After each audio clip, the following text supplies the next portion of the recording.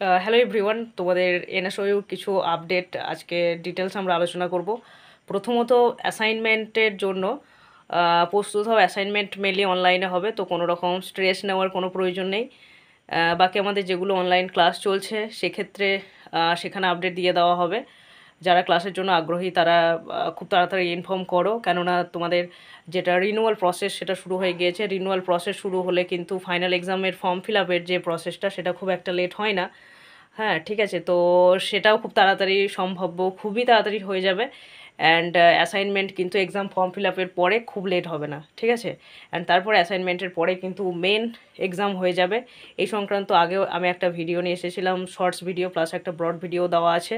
তো তোমাদের কিন্তু এনএসও যেটা মেন সমস্যা, নোটস, তো নোটস সেলফভাবে তুমি বানাতে পারো, কোনো অসুবিধা নেই, জাস্ট একটু কোয়ালিটিটা হাই হলেই হলো।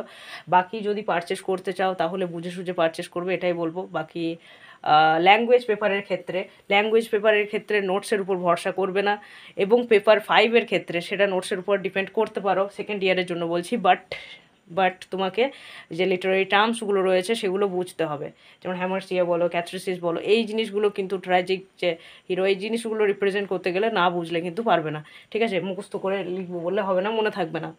ক্লিয়ার? বাকি পেপার 1-এর ক্ষেত্রে পোয়েট্রি থেকে অ্যানালিসিস দেয়, সেক্ষেত্রে একটু থরোলি মনে রাখার চেষ্টা করবে। হ্যাঁ, তো যেগুলো নোবেল পেপার, ড্রামা পেপার, সেগুলো সামারি ওয়াইজ পড়লেই হবে। অ্যান্ড অনলাইন ক্লাসের জন্য যদি কন্ট্যাক্ট করতে চাও তাহলে খুব তাড়াতাড়ি কন্ট্যাক্ট করবে, ঠিক আছে।